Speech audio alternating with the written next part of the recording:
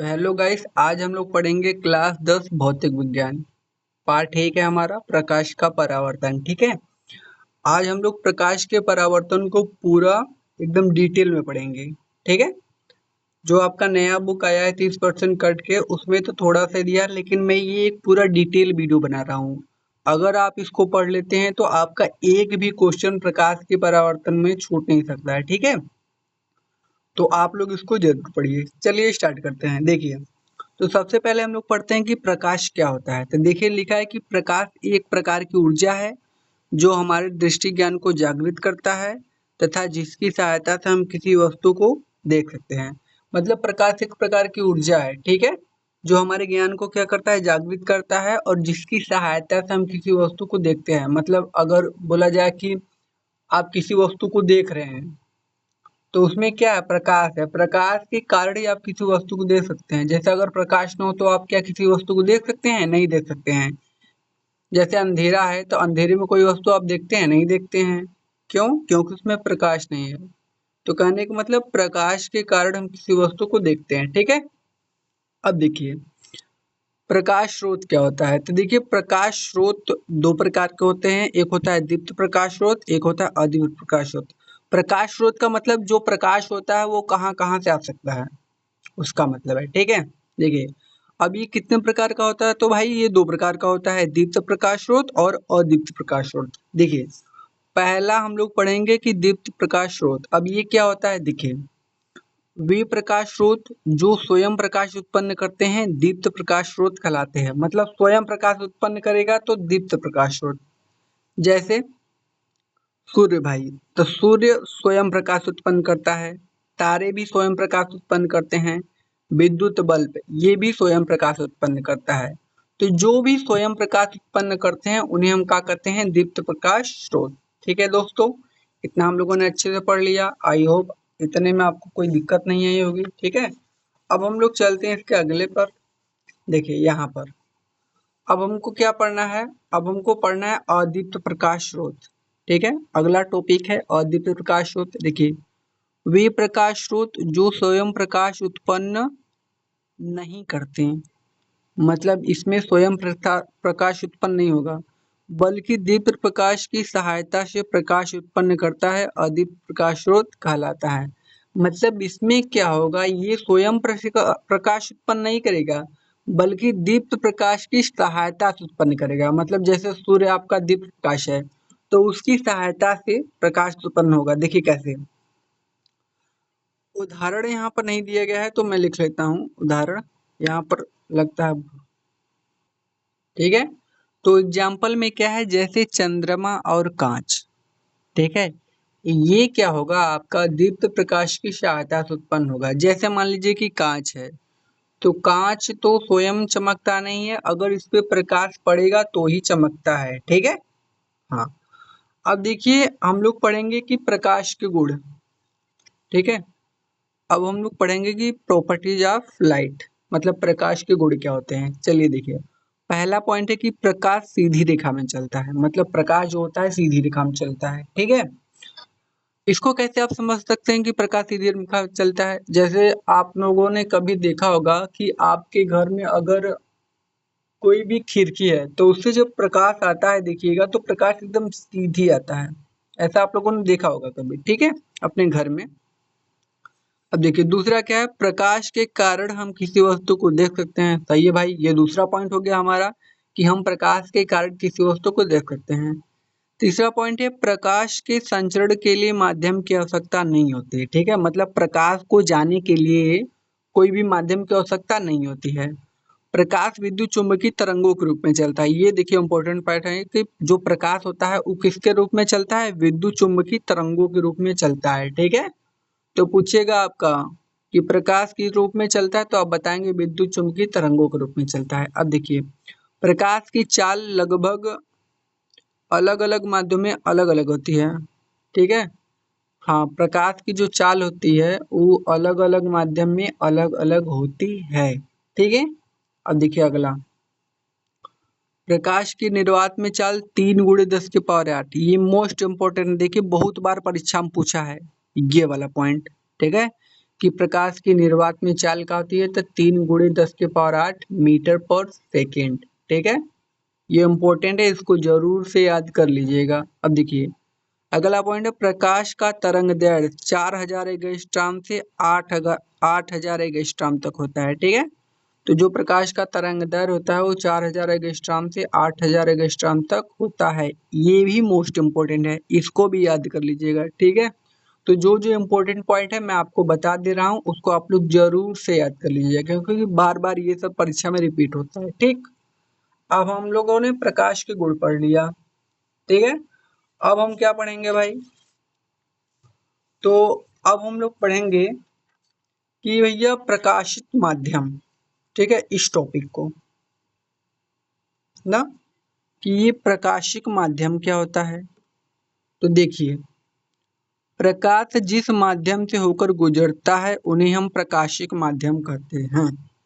प्रकाशिक माध्यम का मतलब प्रकाश का रास्ता, तो प्रकाश जिस रास्ते से जाता है वही उसका रास्ता हो जाएगा। तो ये बोला है कि प्रकाश जिस माध्यम से होकर गुजरता है उन्हें हम प्रकाशिक माध्यम कहते हैं ना। अब जो प्रकाशिक माध्यम होता है ना, वो 3 प्रकार का होता है। ठीक है, मतलब जो प्रकाशिक माध्यम होता है वो कितने प्रकार का होता है, 3 प्रकार का। कौन कौन? पहला होता है पारदर्शक माध्यम, दूसरा होता है पारभाषक माध्यम, और तीसरा होता है अपारदर्शक माध्यम। ठीक है, तो देखिए सबसे पहले हम लोग पढ़ते हैं कि ये पारदर्शक माध्यम क्या होता है। देखिए, जिन माध्यमों से प्रकाश का अधिकांश भाग गुजर जाता है उसे हम पारदर्शक माध्यम कहते हैं। कहने का मतलब प्रकाश का पूरा जो भाग है आर पार चला जाए, जैसे कांच है, तो अगर कांच में देखा जाए तो कांच में भाई तो हम लोग आर पार देख सकते हैं ना, तो प्रकाश चला जाता है इसीलिए देख पाते हैं आर पार। ठीक है, और जैसे वायु भी है, वायु में प्रकाश आर पार भी चला जाएगा। तो ये हो गया हमारा मतलब जिसमें आर पार प्रकाश चला जाए उसे क्या कहते हैं, पारदर्शक माध्यम। दूसरा है पारभाषक माध्यम, जिन माध्यमों से प्रकाश का केवल आंशिक भाग ही गुजर पाता है उन्हें पारभाषक माध्यम कहते हैं। मतलब प्रकाश का थोड़ा सा भाग आर पार जाएगा, पूरा नहीं जाएगा, थोड़ा सा। जैसे दूषित जल, अब दूषित जल में देखा जाए तो हमारा जो प्रकाश का भाग होता है ना वो पूरा नहीं जाता है दूषित जल में। साफ जल में चला जाएगा लेकिन दूषित जल में नहीं जाएगा। तो यहाँ पर सोचने वाली बात है। देखिए, दूषित जल पूछेगा क्या है, तो पारभाषक माध्यम। अगर खाली जल पूछा का है तो पारदर्शक माध्यम। ठीक है ना, तो दूषित जल हमारा पारभाषक माध्यम हो जाएगा। और घिसा हुआ कांच, तो घिसा हुआ कांच में भी हमको पूरा साफ साफ नहीं दिखाई देता, क्योंकि प्रकाश पूरा पूरा आर पार नहीं जा पाता है। ठीक है, उसी प्रकार तेलीय कागज है, ठीक, इसमें भी प्रकाश आर पार नहीं जाएगा। भाई कागज है तो जाहिर सी बात है आर पार जीवन नहीं करेगा, प्रकाश थोड़ा सा जाएगा। ठीक है, अब देखिए लास्ट है हमारा अपारदर्शक माध्यम। ये क्या होता है, तो जिन माध्यमों से प्रकाश का कोई भाग नहीं गुजर पाता है उन्हें हम अपारदर्शक माध्यम कहते हैं। मतलब थोड़ा सा भी प्रकाश आर पार नहीं जाएगा। तो वो क्या है, लकड़ी। भाई लकड़ी से आर पार तो हम देख ही नहीं सकते, मतलब प्रकाश जा ही नहीं पाएगा। लोहा भी उसी प्रकार हो गया, उसे हम क्या आर पार देख सकते हैं, नहीं। तो कहने का मतलब प्रकाश आर पार इन दोनों में से नहीं गुजरेगा। तो ये किसके उदाहरण है, अपारदर्शक। और अपारदर्शक होता क्या है, जिसमें से प्रकाश का कोई भी भाग नहीं गुजर पाता है। ठीक है, अब हम लोगों ने ये वाला टॉपिक पढ़ लिया। अब हम लोग क्या पढ़ेंगे गाइस, तो आप लोग स्क्रीनशॉट लेते चले इन सभी का। ठीक है, इससे आपको नोट्स बनाने में आसानी पड़े, इसीलिए मैं आपको नोट्स से पढ़ा रहा हूँ, क्योंकि आपको नोट्स बनाना ना पड़े। ठीक, अब देखिए, अब हम पढ़ेंगे कि प्रकाश किरण। प्रकाश किरण क्या होता है, तो देखिए, जब प्रकाश किसी पारदर्शी माध्यम से सरल रेखा में गमन करता है, सरल रेखा का मतलब सीधी रेखा, ठीक है, सरल रेखा में गमन करता है, तब प्रकाश के पथ को प्रकाश किरण कहते हैं। मतलब जब प्रकाश पारदर्शी माध्यम में, मतलब जिसमें से प्रकाश आर पार चला जाए, उसमें गमन करता है, तब प्रकाश के पथ को प्रकाश किरण कहते हैं। मतलब उसके पथ को हम लोग क्या कहते हैं, प्रकाश किरण। तथा प्रकाश किरणों के समूह को प्रकाश किरण पुंज कहते हैं। मतलब जो इसका समूह होता है, मतलब पूरा जो प्रकाश होता है ना, उसको हम लोग क्या कहते हैं, प्रकाश पुंज कहते हैं। ठीक है, अब ये जो प्रकाश पुंज होता है ना, ये होता है देखिए 3 प्रकार का आपका। पहला होता है अभिसारी प्रकाश पुंज, दूसरा अपसारी प्रकाश पुंज, तीसरा होता है समांतर प्रकाश पुंज।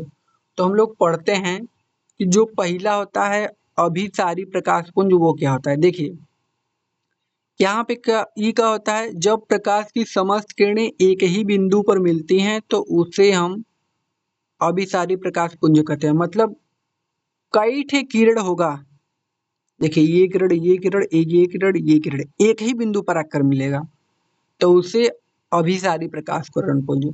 मतलब जब कई सारी किरणें एक ही बिंदु पर आकर मिलेंगी तो उसे हम लोग क्या कहेंगे, अभिसारी प्रकाश पुंज। ठीक है, ये हमारा हो गया। अब हम लोग चलते हैं इसका दूसरा, देखते हैं इसका दूसरा क्या है। तो उसको हम पलट लेते हैं इस तरफ। देखिए यहाँ पर दूसरा देखिए क्या है, अपसारी प्रकाश पुंज। ये क्या होता है देखिए, तो जब प्रकाश की समस्त किरणें एक ही बिंदु से आती हुई प्रतीत होती है उसे हम अपसारी प्रकाश पुंज कहते हैं। उसमें क्या था, एक ही बिंदु वो मिल रहा था, अब इसमें क्या होगा, एक ही बिंदु से निकलेगा, यहाँ से निकलेगा। ये दिखा रहा है ना, ये निकल रहा है, आ नहीं रहा है, ये निकल रहा है इधर से। ठीक है ना। तो जब प्रकाश की समस्त किरणें एक ही बिंदु से आती हुई प्रतीत होती है, मतलब यहाँ से यहाँ से यहाँ से यहाँ से ऐसे जा रहा है, ठीक है, तो उसे क्या कहेंगे, अपसारी प्रकाश पुंज। उसमें एक ही बिंदु से आएगा, इसमें क्या होगा, एक बिंदु से जाएगा, बस ये डिफरेंट है दोनों में। ठीक है। अब देखिए अगला है समांतर प्रकाश पुंज। वो क्या होता है, जब प्रकाश की समस्त किरणें एक दूसरे के समांतर हो तो उन प्रकाश किरणों के समूह को समांतर प्रकाश पुंज कहते हैं। समांतर प्रकाश पुंज का मतलब एक दूसरे के बराबर में हो। मतलब जब प्रकाश की समस्त किरणें एक दूसरे क्या हो, बराबर में हो, तो उसे क्या कहेंगे, समांतर प्रकाश पुंज। ठीक है, ये हम लोगों का टॉपिक क्या हो गया, खत्म हो गया। अब हम लोग देख लेते हैं हमारा अगला हेडिंग क्या होता है। तो अपने चलते हैं अगले हेडिंग की तरफ। और अगला हेडिंग हमारा है इस चैप्टर का सबसे मोस्ट इम्पोर्टेंट, प्रकाश का परावर्तन। इसको आप एकदम बना लीजिए ट्रिपल स्टार, जितना स्टार बनाना है, क्योंकि इस चैप्टर में इससे ज्यादा इम्पोर्टेंट मुझे कुछ नहीं लगता। ठीक है, तो सबसे पहले हम लोग पढ़ेंगे प्रकाश का परावर्तन क्या होता है। देखिए जब प्रकाश किसी चिकनी व पालिशदार सतह पर आपतित होता है, मतलब जाता है, आपतित का होने का मतलब प्रकाश उस पे जा रहा है। ठीक है, चिकना एवं पालिशदार सतह, ये जानते हैं ना, जिस पे पालिश किया हो, आपतित होता है। तो जैसे चिकना एवं पालीदार सतह क्या होता है, जैसे आप शीशा देखते हैं, मिरर छोटा वाला, तो आप देखेंगे कि जो मिरर होता है मतलब शीशा, उसके पीछे एक पेंट लगा होता है, उसी को पॉलिश कहते हैं ना। सतह पर देखिए जब प्रकाश किसी चिकने व पालीदार सतह पर आपतित होता है तो उसका अधिकांश भाग सतह से टकराकर उसी माध्यम में लौट जाता है, इसे हम प्रकाश का परावर्तन कहते हैं। कहने का मतलब ये है दोस्तों कि जैसे आप शीशा देखते हो तो आपको अपना चेहरा शीशे में दिखाई क्यों देता है, ये आपने कभी सोचा है? नहीं। तो देखिए इसलिए हमें दिखाई देता है कि जो हमारा शीशा होता है कुछ इस टाइप का होगा, ऐसे आपका छोटा वाला शीशा ना, और इसके पीछे जो होता है ना, वो क्या होता है कि पेंट किया रहता है, और आप सीधे ऐसे देखेंगे तो इसमें आपका चेहरा दिखाई देगा। इसलिए दिखाई देता है कि जब प्रकाश इस पे पड़ता है ना, तो जो पीछे पेंट लगा रहता है ना, उससे प्रकाश आर पार नहीं जाता है, तो जो प्रकाश होता है वो टकरा कर वापस लौट जाता है, इसीलिए इसमें आपका चेहरा दिखाई देता है। ठीक है, वही बात है। ठीक, अब देखिए यहाँ पर इसका फिगर बनाया कि एक क्या है, चिकना सतह या परावर्तक पृष्ठ है, मतलब इस पे प्रकाश आएगा और टकरा कर क्या होगा, वापस चला जाएगा। ठीक है, और जो किरण आती है ना उसे आपतित किरण कहते हैं, और जो किरण टकरा कर जाती है ना उसे क्या कहते हैं, परावर्तित किरण कहते हैं। ठीक है, और ये बीच में हमने अभिलंब डाला है। अभिलंब क्या करेगा, इस जो परावर्तक पृष्ठ है इसको दो भागों में क्या करेगा, विभाजित करेगा, मतलब दो अलग अलग भागों में, बराबर भागों में क्या कर देगा, विभाजित, ये अभिलंब। ठीक है, अब देखिए अभिलंब और आपतित किरण के बीच में जो कोण बनता है उसे आपतन कोण कहते हैं, तथा ये वाला अभिलंब और परावर्तित किरण के बीच में, इन दोनों के बीच में जो कोण बनेगा उसे क्या कहते हैं, परावर्तन कोण। और आपतन कोण को I से दर्शाते हैं, परावर्तन कोण को R से, ठीक है। और जहाँ पे ये तीनों बिंदु मिलते हैं, आपतित किरण, अभिलंब और परावर्तित किरण, उस बिंदु को हम लोग क्या कहते हैं, आपतन बिंदु, ठीक है। ये आपको समझ में आ गया अच्छे से? कोई दिक्कत नहीं? दिक्कत हो सकती है भाई, ठीक है। अब लोग हम इसमें कुछ परिभाषाएं हैं जो कि पढ़ेंगे, जैसे कि अभिलंब क्या होता है, आपतन कोण क्या होता है, परावर्तन कोण क्या होता है। तो चलिए देखते हैं उसको। तो सबसे पहले हम लोग पढ़ते हैं कि परावर्तक पृष्ठ क्या होता है। मतलब भाई जो पृष्ठ नहीं है ये वाला, ये इसका परिभाषा क्या होता है। तो देखिए, प्रकाश जिस पृष्ठ से टकराकर परावर्तित होता है, परावर्तित होने का मतलब टकरा कर जाना, परावर्तन का मतलब भी होता है टकरा कर वापस जाना। जैसे आप गेंद फेंकते हैं, दीवार से टकरा कर वापस आता है, तो वो परावर्तन हो रहा है, ठीक है। तो प्रकाश जिस पृष्ठ से टकराकर परावर्तित होता है उसे परावर्तक पृष्ठ, मतलब इसी से टकराकर वापस हो रहा है ना, ये वाले पृष्ठ से, तो इसी को हम कहते हैं परावर्तक पृष्ठ। कहने का मतलब परावर्तक पृष्ठ का अगर कोई परिभाषा आपसे पूछा तो आप क्या बताएंगे?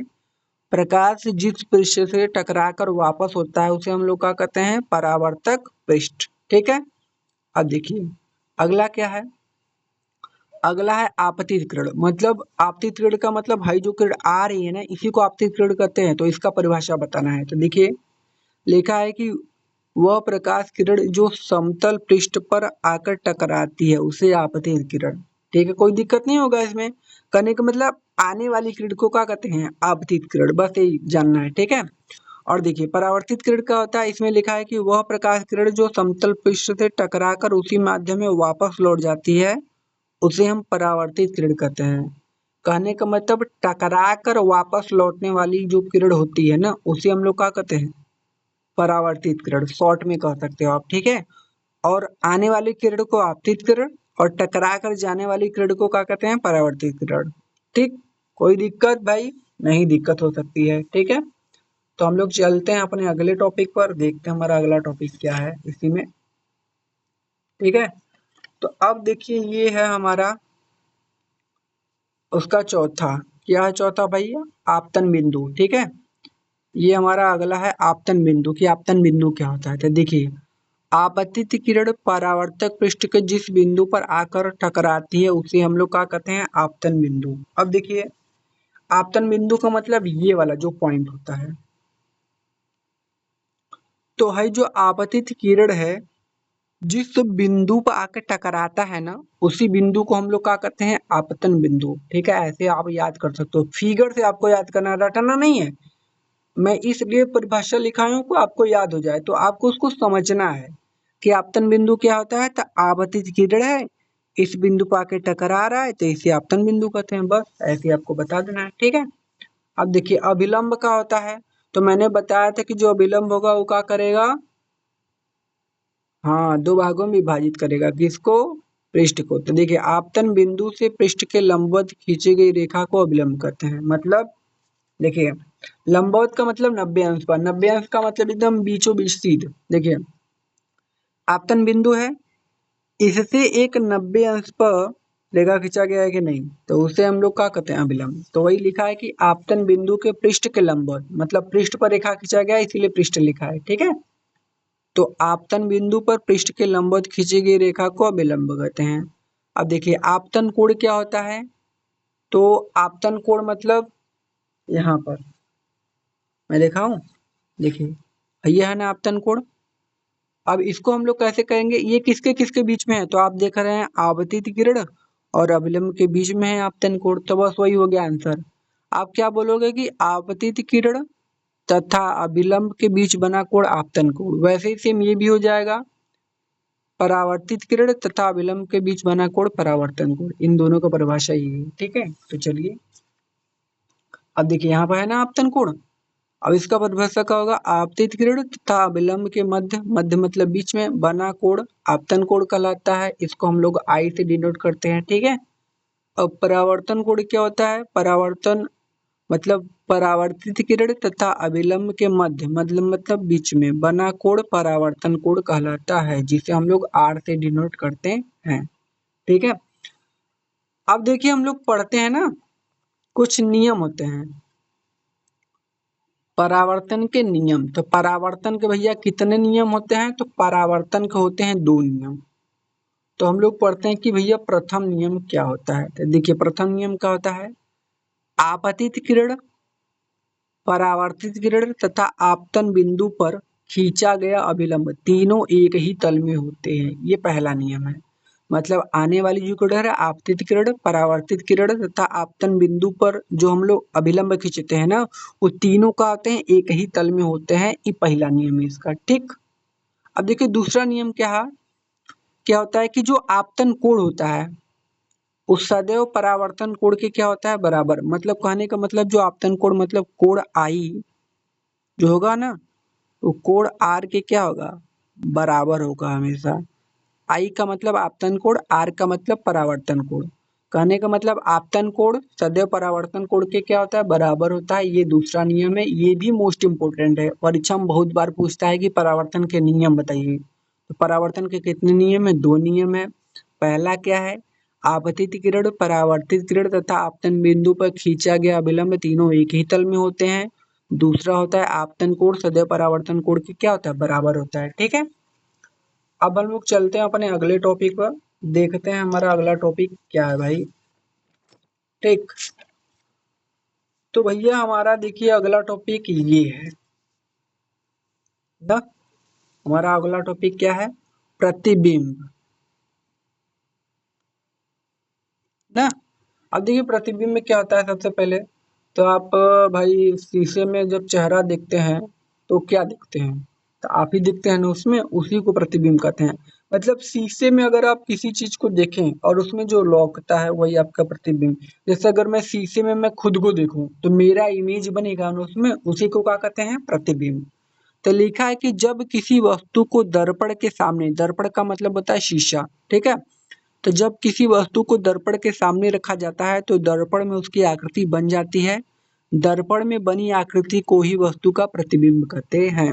मतलब अगर कोई दर्पण है मतलब शीशा है, उसके सामने आप किसी वस्तु को रखोगे तो दर्पण में उसी वस्तु को हम देखेंगे कि नहीं। जैसे आपने दर्पण के सामने एक बाइक रख दिया तो जो शीशे में है बाइक का प्रतिबिंब बनेगा। अगर आपने दर्पण के सामने अपने आप को रख दिया तो आपका चेहरा उसमें लौकाई देगा। अगर आपने दर्पण के सामने किसी और वस्तु को रख दिया तो किसी और वस्तु का उसमें दिखाई देगा, ठीक है। तो कोई भी मतलब किसी वस्तु को अगर आप दर्पण के सामने रखेंगे तो दर्पण में उसकी आकृति बन जाती है ना, उसी को हम लोग क्या कहते हैं, प्रतिबिंब कहते हैं। यही है मतलब, ठीक है ना। ये हमने पढ़ लिया कि प्रतिबिंब क्या होता है। अब देखिए जो प्रतिबिंब होगा ना वो होता है 2 प्रकार का। पहला होता है वास्तविक प्रतिबिंब और दूसरा होता है आभासी प्रतिबिंब। अब देखिए इसमें बहुत लोग हमेशा कंफ्यूज रहते हैं कि वास्तविक प्रतिबिंब क्या होता है, आभासी क्या होता है। तो चलिए मैं आपको डिटेल में बताता हूँ। देखिए वास्तविक प्रतिबिंब क्या होता है, देखिए जब किसी वस्तु से चलने वाली प्रकाश परावर्तन के पश्चात जिस बिंदु पर जिस बिंदु पर वास्तव में मिलती है वहां पर वास्तविक प्रतिबिंब बनता है। मतलब जब किसी बिंदु से चलने वाली प्रकाश परावर्तन के पश्चात जिस बिंदु पर वास्तव में मिलती है उसे क्या कहते हैं, वास्तविक प्रतिबिंब। और नोट में देखिए लिखा है कि वास्तविक प्रतिबिंब को पर्दे पर प्राप्त किया जा सकता है। मतलब जो वास्तविक प्रतिबिंब होगा उसको पर्दे पर प्राप्त किया जा सकता है। अब मैं थोड़ा सा इसको समझाता हूँ आपको। देखिए कहने का मतलब ये है ना कि जैसे ये शीशा है और मान लीजिए आप यहाँ पर खड़ा है, आप यहाँ पे क्या हो, खड़े हो। तो आप यहाँ पर खड़े हो तो आप देखोगे शीशे में, तो शीशे में आपका प्रतिबिंब बनेगा ना। तो उसको हम लोग कौन सा प्रतिबिंब कहेंगे, आभासी की वास्तविक।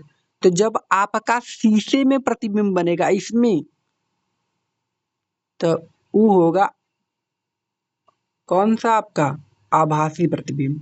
ध्यान दीजिएगा वो कौन सा होगा, आभासी। मतलब शीशा के अंदर आपका, मतलब दर्पण के पीछे, ये दर्पण है इसके पीछे बनेगा, मतलब शीशे के अंदर बनेगा। दर्पण के पीछे मतलब शीशे के अंदर। अगर दर्पण के पीछे बन रहा है तो वो होगा आभासी प्रतिबिंब।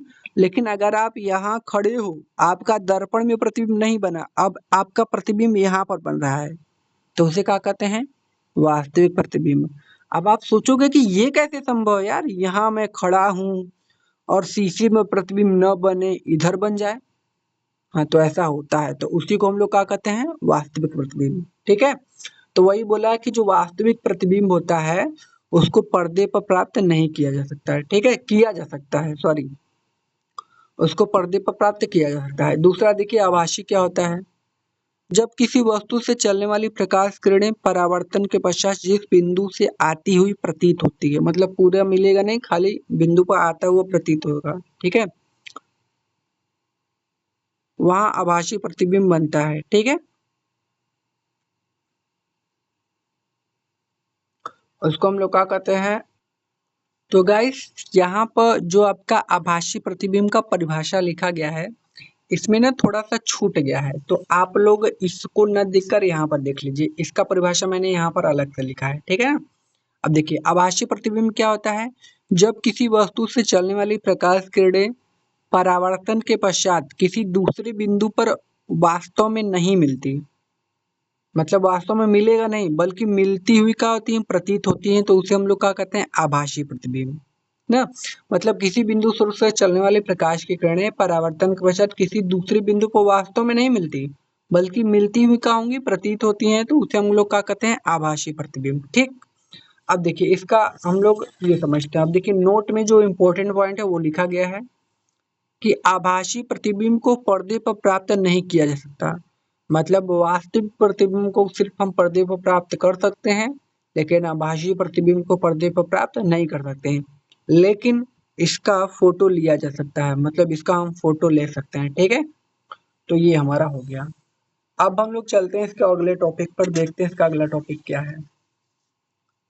तो यहाँ पर हम लोग देखेंगे कि इसके बाद हम लोगों को क्या पढ़ना है। इसके बाद हम लोगों को पढ़ना है भैया दर्पण। बहुत इंपॉर्टेंट पॉइंट है, दर्पण का मतलब होता है शीशा।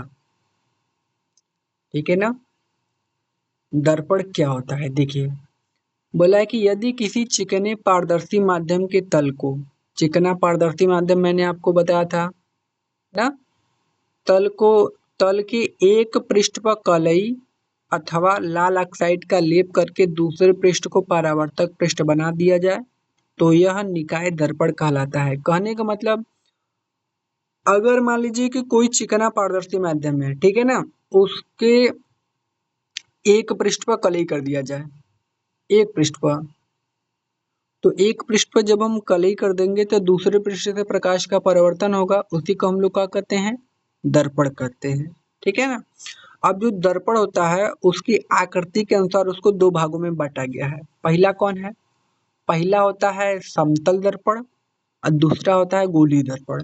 तो देखिए समतल दर्पण क्या होता है, समतल दर्पण जो हम अपने घर में शीशा नहीं देखते हैं वो सब समतल दर्पण होते हैं। ठीक है, तो ऐसा दर्पण जिसका परावर्तक पृष्ठ समतल हो, समतल दर्पण कहलाता है, मतलब परावर्तन क्या हो, समतल पृष्ठ से हो।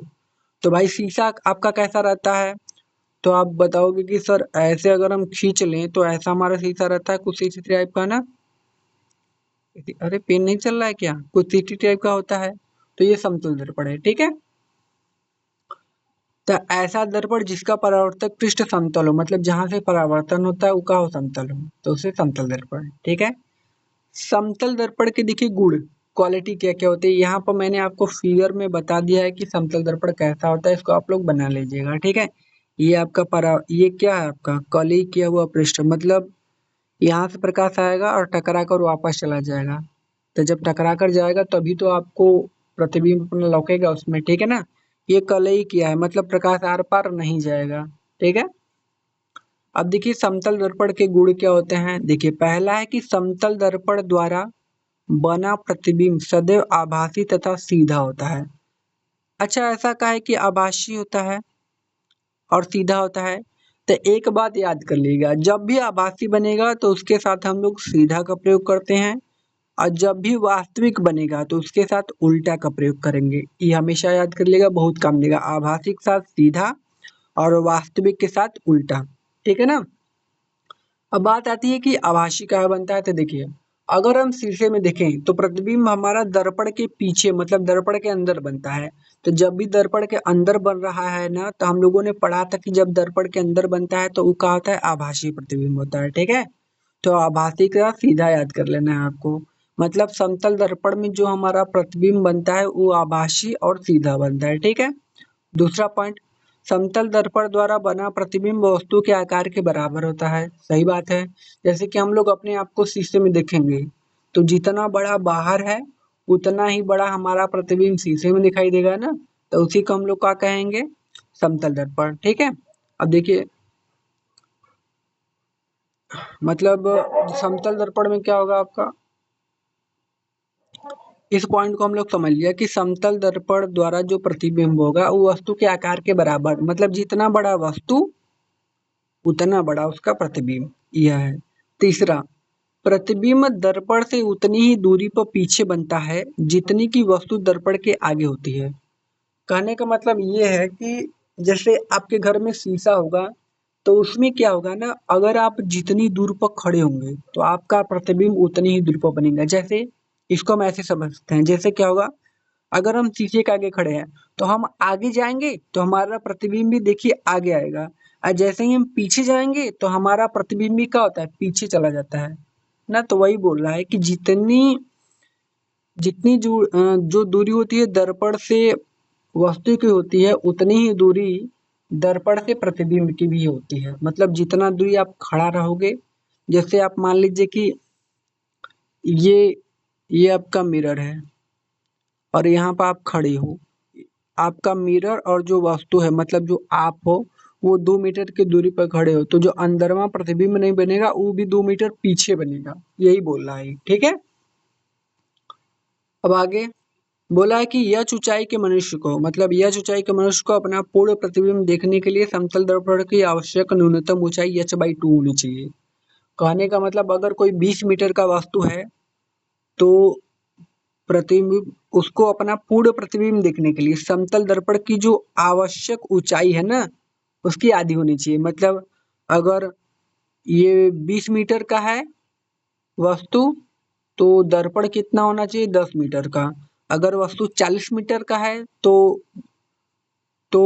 समतल दर्पण कितने मीटर का होना चाहिए, उसका आधा, 20 मीटर का, ठीक है, यही बोला था। तो ये हम लोगों का हो गया खत्म। अब हम लोग चलते हैं अपने अगले टॉपिक पर, देखते हैं हमारा अगला टॉपिक क्या है। तो देखिए अगला टॉपिक हमारा है भैया गोली दर्पण। गोली दर्पण क्या होता है देखिए, तो यदि किसी कांच के खोखले गोले को काटकर उसके एक पृष्ठ पर चांदी की पालिश या कली कर दी जाए तो प्राप्त दर्पण गोली दर्पण कहलाता है। या तो आप इसको ऐसे पढ़ सकते हैं, ऐसा दर्पण जिसका परावर्तक सतह गोली हो।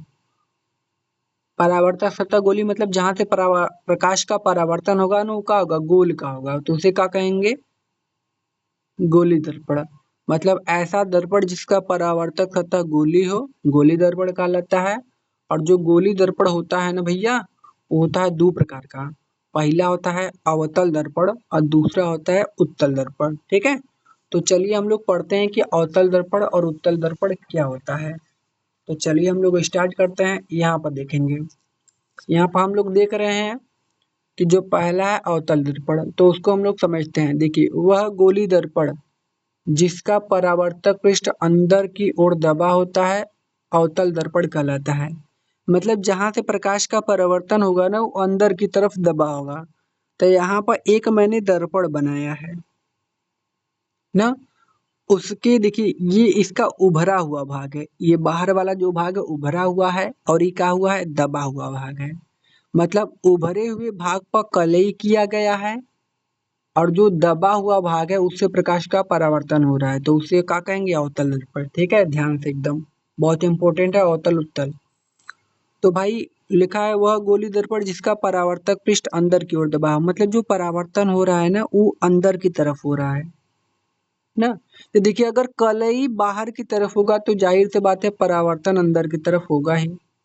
अब देखिए जो किरण आती है आपतित किरण और टकरा कर जा रही है परावर्तित किरण, पता है। और जो हई वाला इसके अंदर का नहीं है सतह, ये वाला अंदर वाला, उसे क्या करते हैं परावर्तक पृष्ठ। और जो ऊपर है ना ऐसे ऐसे जो चीना खचा है ना वो कलई किया गया है, वो दर्शा रहा है कि इसमें क्या है, कलई किया है वह है। क्योंकि कलई करेंगे तभी तो प्रतिबिंब लौकेगा, ठीक है ना।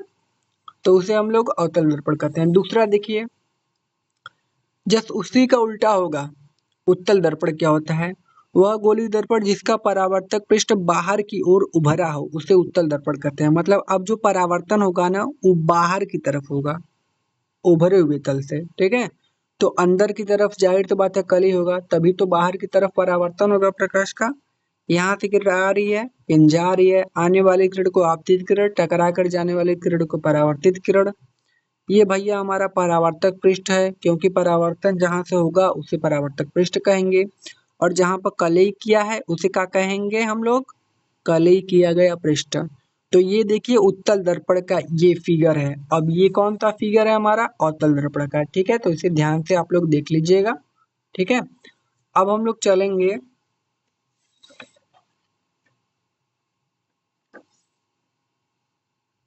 अब देखिए हम लोगों का जो अगला टॉपिक है वो है गोली दर्पण से संबंधित कुछ परिभाषाएं, ठीक है ना।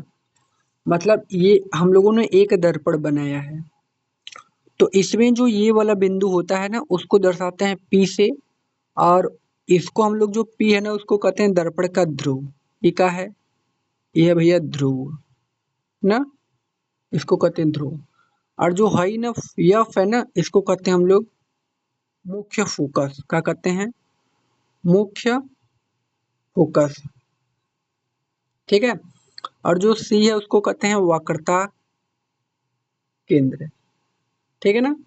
अब जो इस सीधी लाइन नहीं देख रहे हैं आप, ऐसे सीधी लाइन गया है, उसको हम लोग क्या कहते हैं? मुख्य अक्ष। जो सीधी लाइन है उसे क्या कहते हैं? मुख्य अक्ष।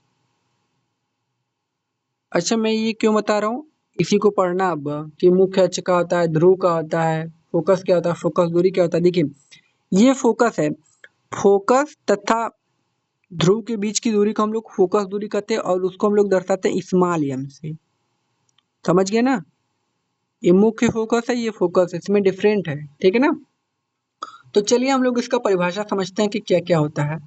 तो देखिए सबसे पहले हम लोग पढ़ेंगे कि दर्पण के ध्रुव का परिभाषा क्या होता है। तो देखिए गोलीय दर्पण के परावर्तक पृष्ठ के मध्य बिंदु को दर्पण का ध्रुव कहते हैं। मतलब देखिए यहाँ पर ये दर्पण है, ठीक है ना।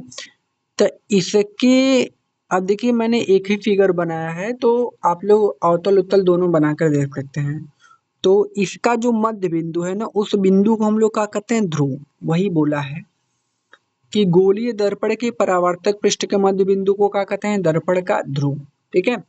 अगला हमारा परिभाषा है कि वक्रता केंद्र क्या होता है। देखिए तो गोलीय दर्पण का परावर्तक पृष्ठ जिस खोखले गोले का भाग होता है उसके केंद्र को वक्रता केंद्र कहते हैं, और इसको सी से प्रदर्शित करते हैं। मतलब कहने का मतलब ये जो आपको मिला है ना दर्पण, ये कौन सा दर्पण है? तो ये अवतल दर्पण है। तो ये अवतल दर्पण हमको कब मिलता है? जैसे एक कांच का कोई खोखला गोला होगा, जैसे गेंद नहीं होती उसी प्रकार होगा। अब उसको काटेंगे ना तो उसमें से दो दर्पण हमको मिलता है, एक अवतल एक उत्तल। वही बोल रहा है, वही बोल रहा है कि गोलीय दर्पण मतलब जो गोल का दर्पण होता है, गोलीय दर्पण परावर्तक पृष्ठ के जिस खोखले गोले का भाग होते हैं उसको केंद्र के वक्रता केंद्र कहते हैं, और इसे सी से प्रदर्शित करते हैं, ठीक है। अब देखिए वक्रता त्रिज्या क्या होती है? तो गोलीय दर्पण परावर्तक पृष्ठ, गोलीय दर्पण का परावर्तक पृष्ठ जिस खोखले गोले का भाग होते हैं उसकी त्रिज्या को वक्रता त्रिज्या, और उसको केंद्र को वक्रता केंद्र, ऐसे परिभाषा आप लिख सकते हो, ठीक है। इसे आर से प्रदर्शित करते हैं। ये जो परिभाषाएं आपको याद करनी पड़ेंगी, बहुत इंपॉर्टेंट है। अब देखिए अभिलंब क्या होता है? तो गोलीय दर्पण के किसी बिंदु को वक्रता केंद्र से मिलाने वाली रेखा उस बिंदु पर अभिलंब होती है, ठीक है ना। इसका परिभाषा क्या होता है? गोलीय दर्पण के किसी बिंदु को वक्रता केंद्र से मिलाने वाली रेखा उस बिंदु पर अभिलंब होती है। मतलब जैसे ये वक्रता केंद्र है आपका ना, तो अगर हम यहाँ से कोई ऐसे रेखा खींच दे, ऐसे ऐसे ऐसे यहाँ से ऐसे रेखा खींच दे ना, तो यही क्या होगा? अभिलंब हो जाएगा यहाँ पर, ठीक है। तो ये हम लोगों ने समझ लिया। अब हम लोग चलते हैं इसके अगले वाले पर। देखिए अगला है हमारा मुख्य अक्ष। मैंने मुख्य अक्ष बताया था कि जो सीधी लाइन ऐसे खींची रहेगी उसको क्या कहते हैं? मुख्य अक्ष। तो गोलीय दर्पण के ध्रुव मतलब पी तथा वक्रता केंद्र सी को मिलाने वाली सीधी रेखा मुख्य अक्ष कहलाती है। मतलब गोलीय दर्पण, ठीक है ना, गोली दर्पण के ध्रुव तथा वक्रता केंद्र को मिलाने वाली सीधी रेखा को क्या कहते हैं? मुख्य अक्ष। अगला है दर्पण का द्वारक क्या होता है? अगर कोई पूछेगा कि दर्पण का द्वारक क्या होता है तो आप बताओगे कि गोली दर्पण के परावर्तक पृष्ठ के व्यास को दर्पण का द्वारक कहते हैं। मतलब गोली दर्पण के परावर्तक पृष्ठ का जो व्यास होगा ना उसको हम लोग क्या कहते हैं? दर्पण का द्वारक। ठीक है। अब देखिए मुख्य अक्ष क्या होता है, इसका परिभाषा। तो गोली दर्पण के मुख्य अक्ष के समांतर चलने वाली प्रकाश की किरणें गोली दर्पण से परावर्तन के पश्चात मुख्य अक्ष के जिस बिंदु पर मिलती हैं या मिलती हुई प्रतीत होती हैं उसे हम लोग कहते हैं मुख्य फोकस, और इसे एफ से प्रदर्शित करते हैं। ठीक है, यही। अब देखिए फोकस दूरी क्या होगा। तो गोली दर्पण के ध्रुव तथा मुख्य फोकस के बीच की दूरी को दर्पण की फोकस दूरी कहते हैं। मैं कहने का मतलब ये है, मैं थोड़ा समझा देता हूँ उसको। फोकस दूरी का मतलब ये है, गोली दर्पण के ध्रुव तथा मुख्य फोकस के बीच की दूरी को क्या कहते हैं? फोकस दूरी। ऐसे आप समझ भी सकते हो, ठीक है ना। गोली दर्पण के ध्रुव तथा मुख्य फोकस के बीच को क्या कहते हैं? फोकस दूरी। अब कोई पूछेगा हाई वाला मुख्य फोकस क्या होता है, तो बताएंगे कि गोली दर्पण के मुख्य अक्ष के समांतर चलने वाली प्रकाश किरणें। इसमें एक क्वालिटी होता है कि अगर इसके समांतर कोई प्रकाश किरण चलेगा ना तो वो टकराने के बाद ना फोकस होकर जाएगा। इसके समांतर कोई प्रकाश किरण चलेगा तो वो टकराने के बाद कहाँ से होकर जाएगा? फोकस से। ये होता है मुख्य फोकस। तो वही इसमें लिखा था मुख्य फोकस में कि गोली दर्पण के मुख्य अक्ष के समांतर चलने वाली प्रकाश किरणें गोली दर्पण से परावर्तन पश्चात मुख्य अक्ष के जिस बिंदु पर मिलती हैं या मिलती हुई प्रतीत होती है उसे मुख्य फोकस कहते हैं। तो मुख्य फोकस से होकर जा रहा था कि नहीं, तो उसी बिंदु को मुख्य फोकस कहते हैं। और इसे एफ से, किस एफ से भैया? तो कैपिटल एफ से ना प्रदर्शित करते हैं। हो गया। फोकस दूरी हमने पढ़ लिया कि ध्रुव तथा मुख्य फोकस के बीच को क्या कहते हैं? फोकस दूरी। उसके बीच की दूरी को फोकस दूरी कहते हैं। अगला है फोकस तल। वह तल जो मुख्य फोकस से गुजरता है तथा मुख्य अक्ष के लंबवत होता है दर्पण का फोकस तल कहलाता है। मतलब कहाँ से होकर जाएगा? वह तल जो मुख्य फोकस से गुजरता है और मुख्य अक्ष के क्या होगा? लंबवत। अब देखिए वह तल जो मुख्य फोकस से होकर गुजरता है, मुख्य फोकस इसमें कहाँ है? तो आप कहोगे भैया यहाँ है मुख्य फोकस। ठीक है। और क्या बोला है? और बोला है तथा मुख्य अक्ष के लंबवत होगा। मतलब इस रेखा के लंबवत, इसके लंबवत, तो ऐसे लाइन होगा, एक ऐसे लाइन होगा ना। इस लाइन को हम लोग क्या कहते हैं?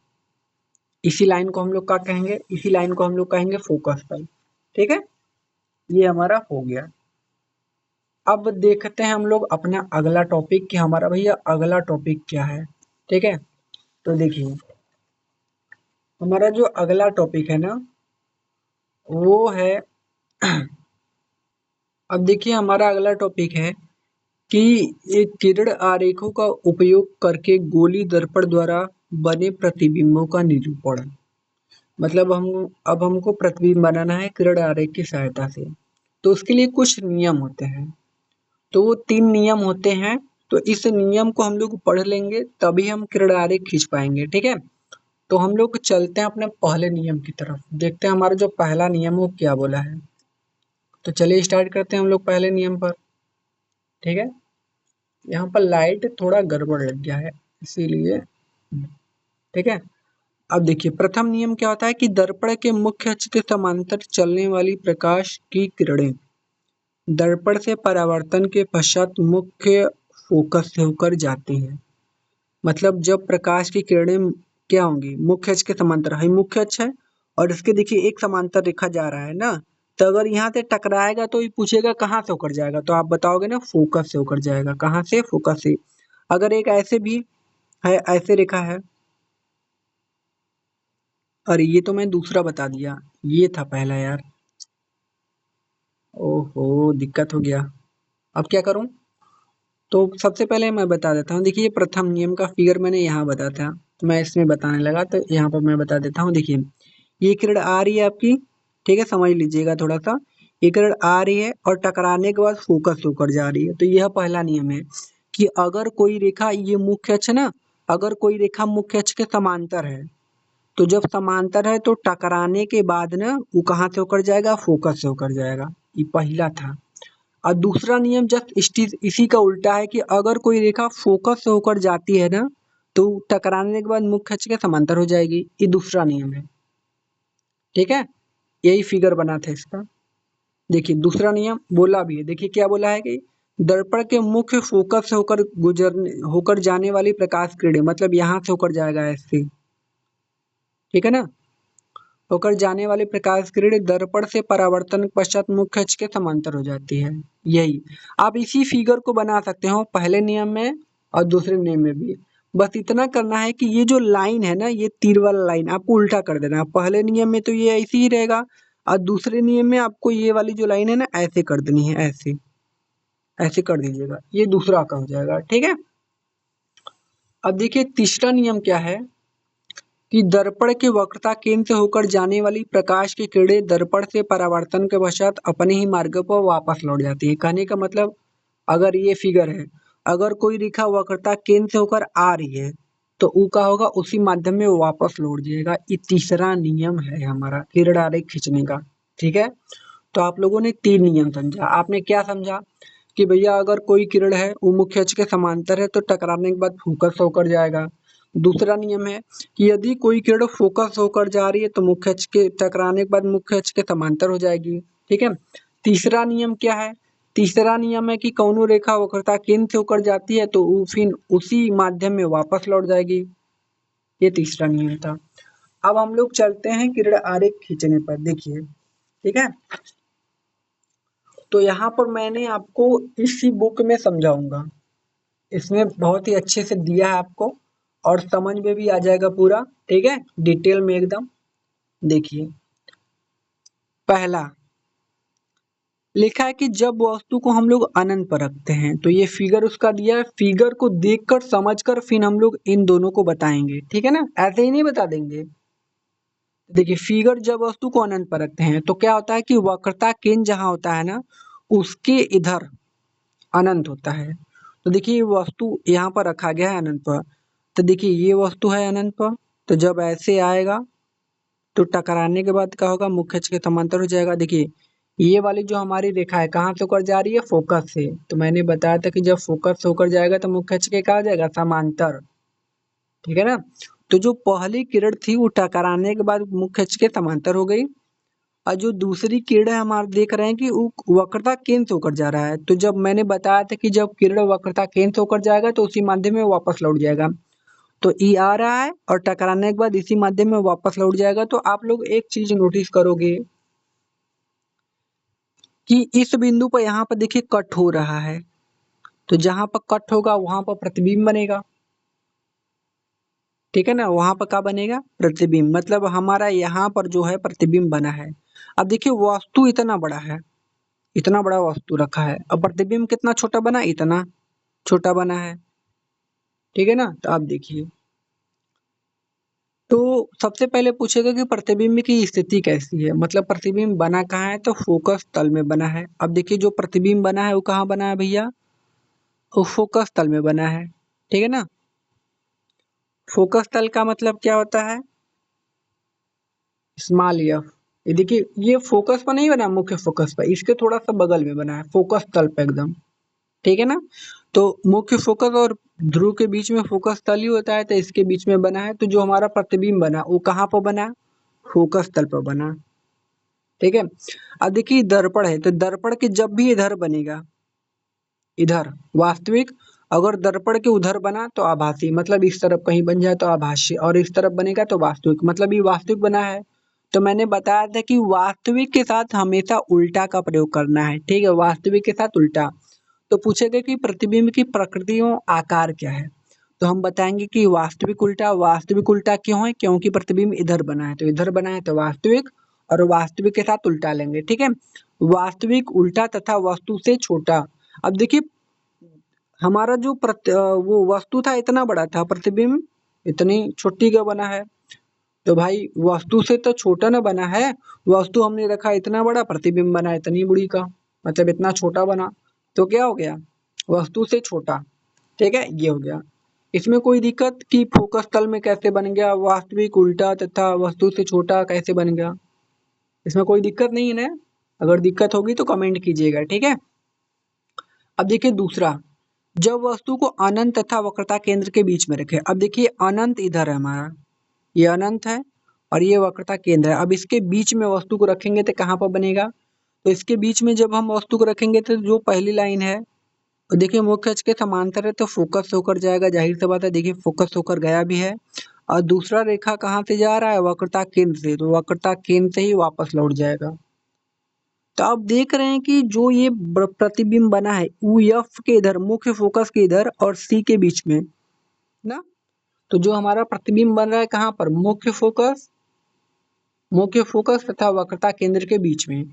कैसा बना है? आभासी बना है, अरे सॉरी वास्तविक बना है। इधर बनेगा तो वास्तविक, और दर्पण के इधर बनेगा तब आभासी होगा। मतलब वास्तविक उल्टा, वस्तु से छोटा। अब देखिए वस्तु इतना बड़ा, प्रतिबिंब इतना छोटा सा, तो वस्तु से छोटा ना बना। तो यहाँ पर लिखा है गया है, देखिए जो हमारा प्रतिबिंब बना वो कहाँ पर बना था? फोकस तथा वक्रता केंद्र के बीच में। ठीक है, फोकस तथा वक्रता केंद्र के बीच में। कैसा बना है भैया? वास्तविक उल्टा तथा वस्तु से छोटा, ये वाला हमारा। ठीक है। अब देखिए जब हम वस्तु को वक्रता केंद्र पर रखते हैं तो उसका जो प्रतिबिंब होता है वो कहाँ पर बनता है? तो मैंने क्या चीजें आपको बताया था कि फोकस पर हम रखते हैं। ठीक है। तो जब हम लोग किसी वस्तु को वक्रता केंद्र पर रखेंगे ना तो उसका जो प्रतिबिंब होगा ना वो वक्रता केंद्र पर ही बनेगा, और वास्तविक उल्टा तथा वस्तु के बराबर। मतलब वक्रता केंद्र पर रखेंगे तो बराबर बनने लगेगा, बस इतना ध्यान रखना है। और प्रतिबिंब वक्रता केंद्र पे ही बनेगा। देखिए मैंने यहाँ पर वक्रता केंद्र है और यहाँ पर वस्तु रखा गया है, रखा वस्तु, और ये देखिए मुख्य अक्ष के समांतर है, तो कहाँ से होकर जाएगा? फोकस से, यहाँ पर हो गया। ई का है। अब देखिए दूसरा किरण कहाँ से होकर जा रहा है? फोकस से। तो जब फोकस से होकर जाएगा तो मुख्य अक्ष के समांतर हो जाएगा ना, तो समांतर होने के बाद ऐसे आएगा और यहाँ पर कट करेगा, तो यहीं पर प्रतिबिंब बनेगा। इसको ऐसे मिला देंगे तो देख रहे हैं जितना बड़ा वस्तु उतना बड़ा प्रतिबिंब। मतलब वस्तु के बराबर जो हमारा प्रतिबिंब बना है, और कहाँ पर बना है? वक्रता केंद्र पर ही बना है। तो वही, जब हम वस्तु को वक्रता केंद्र पर रखते हैं तो प्रतिबिंब भी वक्रता केंद्र पर ही बनता है। और कैसा बनता है? वास्तविक उल्टा तथा वस्तु के बराबर बन जाता है। ठीक है। अब देखिए अगला क्या है, जब वस्तु वक्रता केंद्र तथा मुख्य फोकस के बीच में हो। तो जब वस्तु को वक्रता केंद्र, अब आप लोग फिगर तो समझ ही जाएंगे ना, ठीक है ना, तो फिगर आप लोग बना लीजिएगा, मैं आपको समझा दे रहा हूँ सिर्फ। जब वस्तु वक्रता केंद्र तथा मुख्य फोकस के बीच में हो, वक्रता केंद्र मतलब सी और मुख्य फोकस मतलब एफ, इसके बीच में जब हम किसी वस्तु को रखते हैं ना तो जो उसका प्रतिबिंब होता है ना वक्रता केंद्र तथा अनंत के बीच में बनता है। अब देखिए वक्रता केंद्र धैया है और यहाँ पर कट किया है, तो ये अनंत है ना, मतलब वक्रता केंद्र और अनंत के बीच में बनता है प्रतिबिंब। प्रतिबिंब इधर बना है तो वास्तविक उल्टा और वस्तु से बड़ा। देखिए वस्तु इतनी बड़ी का है, प्रतिबिंब इतना बड़ा का, तो वस्तु से बड़ा बनेगा। ठीक है ना, ये फिगर है इसका। समझी जाएंगे कि वस्तु यहाँ पर रखा है, मुख्य अक्ष के समांतर है, फोकस से होकर जाएगा। अब दूसरा फोकस से होकर जा रहा है तो मुख्य अक्ष के समांतर हो जाएगा, और जहाँ पर कट करेगा वहां पर प्रतिबिंब बन जाएगा। ठीक है, आसान है एकदम। अब देखिए अगला क्या है, अगला जब हम किसी वस्तु को फोकस पर रखते हैं तो जब हम, ठीक है, जब किसी वस्तु को कहाँ रखते हैं? फोकस पर, तो उसका जो प्रतिबिंब होगा वो कहाँ पर बनता है? अनंत पर बनता है। कहाँ पर? अनंत पर। ठीक है, उसका प्रतिबिंब कहाँ पर बनता है? अनंत पर। जब हम किसी वस्तु को फोकस पर रखते हैं तो उसका प्रतिबिंब अनंत पर बनता है, वास्तविक उल्टा और वस्तु से बहुत बड़ा। देखिए यहाँ पर फोकस है, यहाँ पर। अब यहाँ पर वस्तु को हम रखेंगे तो भाई ये मुख्य अक्ष के समांतर है तो फोकस होकर गुजर जाएगा। दूसरा किरण वक्रता केंद्र से लेकर जाते हैं तो इसी माध्यम में वापस लौट जाएगा। ठीक है ना, तो जब लौट जाएगा तो ये जो दो ठे किरणें हमको दिख रही, ये कट कहाँ पर करेंगी? तो आप कहोगे ये तो कट नहीं करेंगे क्योंकि ये एक दूसरे के समांतर है। तो वही बोला है कि एक दूसरे के समांतर है, लेकिन समांतर नहीं है एक्चुअली में, ये किरणें थोड़ी सी टेढ़ी हैं, ऐसे हैं, ये ऐसे है और ये ऐसे है। तो हम लोग क्या सोचते हैं कि ये किरणें कहीं तो जाकर मिल जाएंगी, ऐसे ये इस तरफ आएगा ये इस तरफ, तो कहीं जाकर मिल जाएंगी, इसीलिए हम बोलते हैं कि अनंत पर भाई। तो जब हम किसी वस्तु को फोकस पर रखते हैं तो उसका प्रतिबिंब अनंत पर बनता है, वास्तविक उल्टा तथा वस्तु से बहुत बड़ा। इस तरफ बना ना वास्तविक, उल्टा वस्तु से बहुत बड़ा, वस्तु इतना छोटी का है, प्रतिबिंब बहुत दूर बहुत बड़ा बनेगा। ठीक है, अब हमारा अगला टॉपिक क्या है देखिए, ये हमारा लास्ट इसका, जब वस्तु मुख्य फोकस तथा ध्रुव के बीच रखी जाए। मुख्य फोकस मतलब यह ना, मुख्य फोकस मतलब यहाँ पर, मुख्य फोकस मतलब जो स्मॉल एफ है आपका, उसको देखिए यहाँ पर मुख्य फोकस यह तथा ध्रुव के बीच मतलब हाई वाले पी, इसके बीच में रखी जाए तो जो प्रतिबिंब होगा ना, वो दर्पण के पीछे अनंत तथा ध्रुव के बीच में बनता है। यहाँ पर देखिए प्रतिबिंब बना है, यहाँ पर ये पी ध्रुव और ये इधर अनंत है, तो अनंत और ध्रुव के बीच में बनता है इसका प्रतिबिंब। ठीक है, और आभासी बनेगा भाई, इधर बना है तो आभासी बनेगा, और आभासी के साथ मैंने बोला था कि सीधा बनेगा, और तथा वस्तु से बड़ा, वस्तु आपका इतना छोटा सा है, प्रतिबिंब इतना बड़ा बना है तो वस्तु से बड़ा बन गया है। ठीक है, इन चीजों को हमने समझ लिया। ये तो था, मैंने अवतल दर्पण से आपको समझाया कि कैसे कैसे किरण आरेख खींचा जाता है ना। अब मैं आपको सिखा रहा हूँ कि उत्तल दर्पण से कैसे किरण आरेख खींचते हैं हम लोग। ठीक है ना, अगर आपको ये नहीं समझ आएगा तो आप लोग मुझे कमेंट कीजिएगा, मैं किरण आरेख पे एक डिटेल वीडियो आपको बनाऊंगा, मैं उस पर बताऊंगा कि कैसे खींचा जाता है। ठीक है, तो कैसे आएगा आपको खींच कर, उसको बताऊंगा डिटेल में। लेकिन फिलहाल के लिए तो आप इससे सीख लीजिए, अगर नहीं आएगा तो आप लोग कमेंट करिएगा, ये नहीं कि नहीं आ रहा है यार छोड़ दें, ऐसी कोई बात नहीं है, सीखिए जब तक नहीं आए कोई चीज। अब देखिए हम लोग सीखेंगे उत्तल दर्पण द्वारा भिन्न भिन्न स्थितियों में प्रतिबिंब का बनना। अब देखिए जो उत्तल दर्पण से होता है ना, वो खाली दो ही स्थिति में बनता है। अवतल दर्पण में आपको 6 स्थिति में बनेगा और उत्तल दर्पण में 2 स्थिति पर। देखिए जब वस्तु को अनंत पर रखते हैं तो उसका जो प्रतिबिंब होता है ना, वो दर्पण के पीछे तथा मुख्य फोकस पर बनता है। दर्पण के पीछे देखिए अनंत पर रखे हैं हमने, ये अनंत है, ठीक है ना, तो अनंत पर हमने रखा है, तो जो हमारा प्रतिबिंब होता है वो दर्पण के पीछे पीछे मुख्य फोकस पर। ठीक है ना, कैसा बनेगा, आभासी बनेगा भाई, जब दर्पण के पीछे बना है तो आभासी ना बनेगा। ठीक है ना, और उत्तल दर्पण में याद कर लीजिएगा हमेशा आभासी बनेगा, हमेशा आपका आभासी, वास्तविक बन बनी करेगा, आभासी बनेगा, सीधा बनेगा तथा वस्तु से अत्यंत छोटा बनेगा। ठीक है ना, वस्तु कहाँ है, इतना बड़ा है आपका, ठीक है ना, वस्तु आपका कहाँ है, इतना बड़ा है, और जो प्रतिबिंब है इससे छोटा बना है, तो ये। अब देखिए दूसरा क्या है, जब अनंत व ध्रुव के बीच में रखी गई वस्तु हो तो उसका प्रतिबिंब कहाँ पर बनता है, तो उसका प्रतिबिंब देखिए मुख्य फोकस तथा ध्रुव के बीच में बनता है। तो उसका प्रतिबिंब कहाँ बनता है, मुख्य फोकस तथा ध्रुव के बीच में। कैसा बनता है, आभासी, सीधा तथा वस्तु से छोटा। ठीक है, तो भाई हम लोगों ने ये सीख लिया। अब हम लोग सीखेंगे अपना अगला टॉपिक, अब तब इसको हटा देते हैं।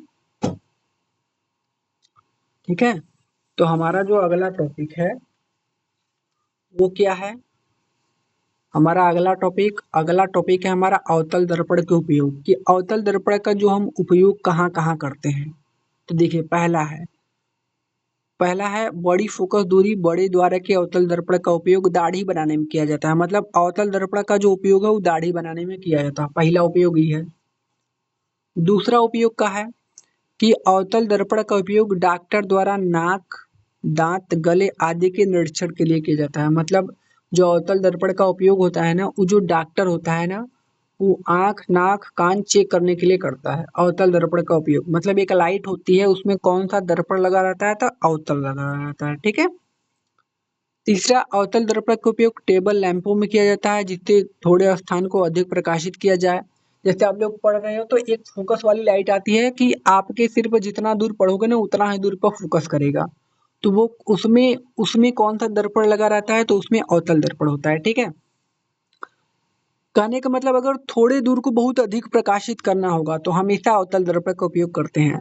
देखिए सौर भट्टियों में सूर्य के प्रकाश को केंद्रित करने के लिए बड़े अवतल दर्पण का प्रयोग किया जाता है।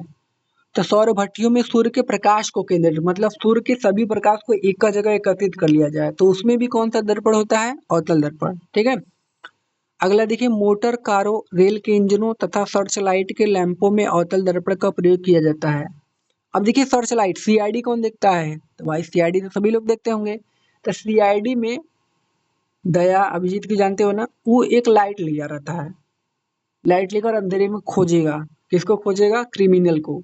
तो जब खोजता है ना, तो उसमें जो लाइट लिया रहता है ना, वो बहुत दूर तक फोकस करता है ना। तो उसमें जो दर्पण लगा रहता है ना, वो भी कौन सा होता है? अवतल दर्पण। ठीक है ना। अब देखिए अगला, अगला हमारा है, देखिए उत्तल दर्पण का उपयोग। अब हम लोग क्या पढ़ेंगे भैया? उत्तल दर्पण के उपयोग के, हम लोग उत्तल दर्पण का उपयोग कहाँ कहाँ करते हैं। तो चलिए स्टार्ट करते हैं। देखिए पहला है, उत्तल दर्पण का उपयोग उस स्कूटर, मोटर कारों आदि वाहनों में साइड दर्पण के रूप में किया जाता है। मतलब जितना भी वाहन होगा तो उसके बगलिया में देखेंगे कि चेहरा देखने के लिए एक शीशा लगा रहता है। आप लोग हीरो बहुत बनते होंगे ना, ऐसे बाल बाल फेरते होंगे, ठीक है ना, और उसमें चेहरा आप लोग देखते होंगे। तो वो कौन सा दर्पण होता है भैया? तो वो होता है उत्तल दर्पण, जिसमें आप लोग अपना, ठीक है, चेहरा देखते हो। दूसरा है उत्तल दर्पण। उत्तल दर्पण का उपयोग गली तथा बाजारों में लगे हुए लैंपों में परावर्तक पृष्ठ के रूप में किया जाता है। तो आप लोग जब जाते होंगे तो रिंग रोड पर एक बल्ब लगा रहता है, तो भैया वो कौन सा दर्पण होता है? तो वो होता है कौन सा? उत्तल दर्पण। ठीक है ना। ये हम लोगों ने अवतल दर्पण तथा उत्तल दर्पण के हम लोगों ने उपयोग पढ़ लिए। अब हम लोग पढ़ेंगे गोली दर्पण द्वारा परावर्तन के लिए चिन्ह परिपाटी। देखिए ये मोस्ट इंपोर्टेंट है, ये चीज हमको समझना बहुत जरूरी है, क्योंकि इसी से हमारा सारा न्यूमेरिकल लगेगा। अगर ये चीजें हम नहीं समझ पाए तो इसका समझ लीजिए हम लोग कुछ नहीं पढ़े, 80% छूट ही गया है। ठीक है ना। अब देखिए गोली दर्पण द्वारा परावर्तन के लिए चिन्ह परिपाटी क्या हो जाएगा। देखिए बोला है कि गोली दर्पण द्वारा प्रकाश के परावर्तन में दर्पण से वस्तु की दूरी, प्रतिबिंब की दूरी, फोकस दूरी आदि को व्यक्त करने के लिए एक निश्चित चिन्ह परिपाटी का प्रयोग किया जाता है। ठीक है ना। तो उसी को हम लोग समझेंगे। अब देखिए यहाँ पर लिखा है ना, क्या है? दर्पण से वस्तु की दूरी, वस्तु की दूरी को दिखाते हैं यू से, यू। प्रतिबिंब की दूरी वी, फोकस दूरी एफ, स्मॉल एफ। ठीक है ना। ये सब प्लस में होंगे, माइनस में होंगे, तो हम लोग कैसे पता लगाएंगे कि कौन कब प्लस में होगा? तो उसको लिए बोल रहे हैं कि इसके लिए इन चीजों को हमको पढ़ना पड़ेगा। देखिए ये एक हमने मुख्य अक्ष बनाया है, ये हमारा अवतल दर्पण है। ठीक है। अब देखेंगे अगर कोई किरण इधर जा रही है तो इसे कहेंगे आपतित किरण की दिशा। दाएं साइड जितनी भी दूरी होंगी प्लस में, और बाएं साइड जितनी भी दूरी होंगी माइनस में। इधर दायां है ना, ये वाला दायां है, तो इधर जितनी भी दूरी नापेंगे वो प्लस में, और इधर जितनी भी दूरी नापेंगे वो माइनस में। ठीक है ना। वस्तु की दूरी बात कर रहे हैं, वस्तु की दूरी इधर ना, मतलब इधर जितनी भी दूरी नापेंगे माइनस में, इधर जितनी भी दूरी नापेंगे किस में रहेगा भैया? प्लस में। कहने का मतलब दाएं साइड प्लस बाएं साइड माइनस। ऊपर वाली दूरी प्लस में नापेंगे और नीचे वाली दूरी किस में नापेंगे? माइनस में। लिखा गया सब, नीचे की ओर लंबाई ऋणात्मक होगी, तो मैं वही समझा रहा हूँ कि ऊपर की ओर दूरी प्लस में होगी, नीचे की ओर दूरी माइनस में। दाएं वाली दूरी को कहाँ नापेंगे? प्लस में, और बाएं वाली दूरी को माइनस में। बस यह याद करना है। ठीक है।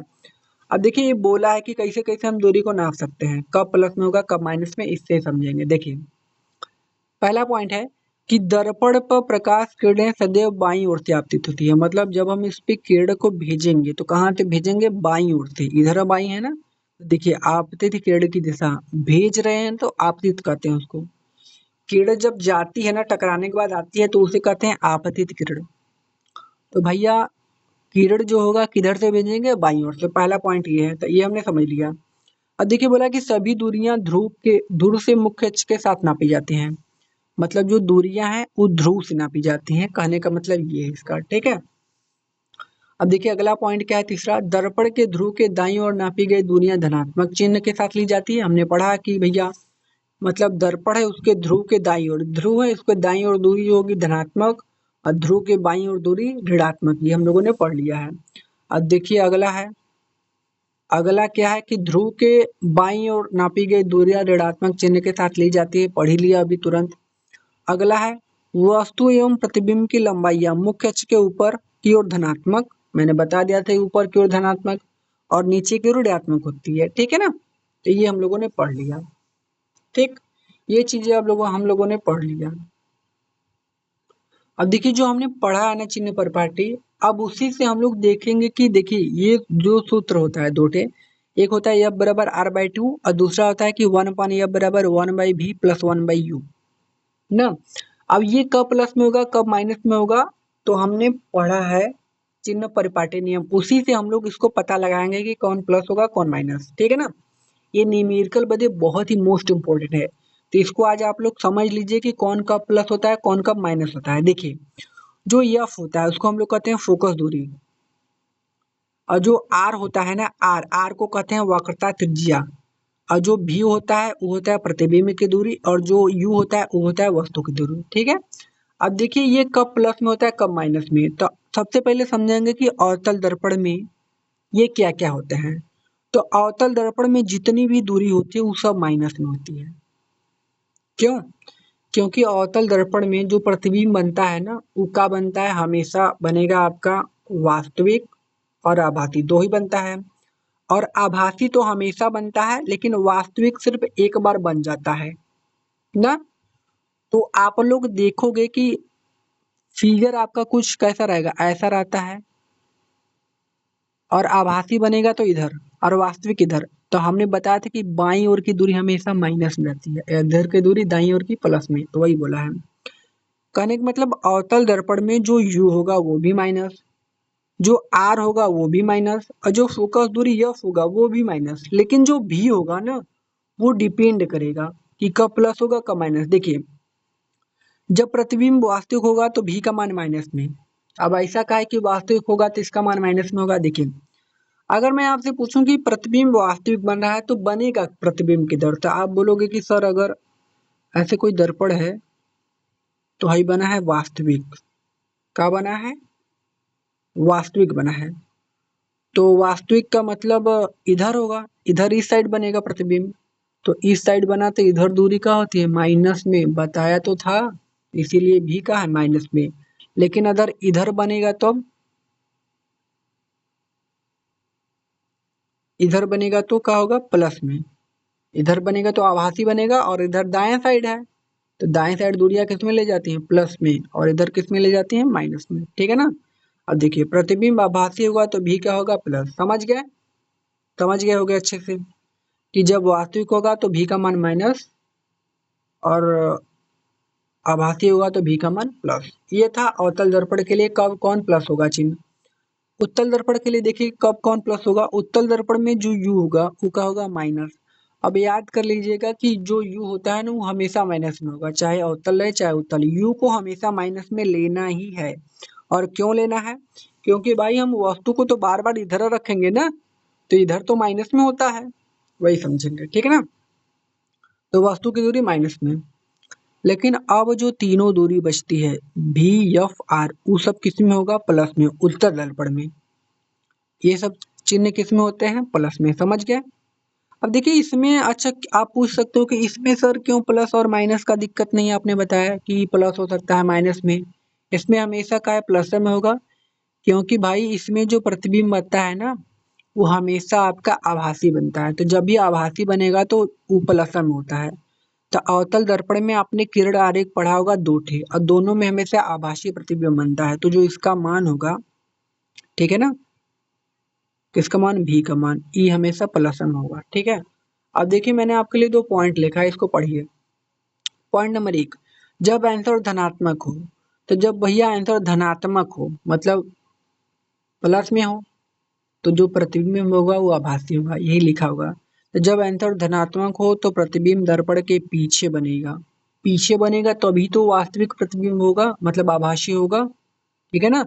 तो कहने का मतलब जब आंसर धनात्मक होगा प्लस में आएगा आंसर तो जो प्रतिबिंब होगा वो दर्पण के पीछे बनेगा, लेकिन जब आंसर ऋणात्मक होगा तो जो प्रतिबिंब बनेगा वो दर्पण के सामने बनेगा। ये पॉइंट याद कर लेना है, ठीक है, कि जब आंसर धनात्मक हो तो प्रतिबिंब दर्पण के पीछे बनेगा, और जब आंसर ऋणात्मक हो तो प्रतिबिंब दर्पण के सामने बनेगा, ठीक है।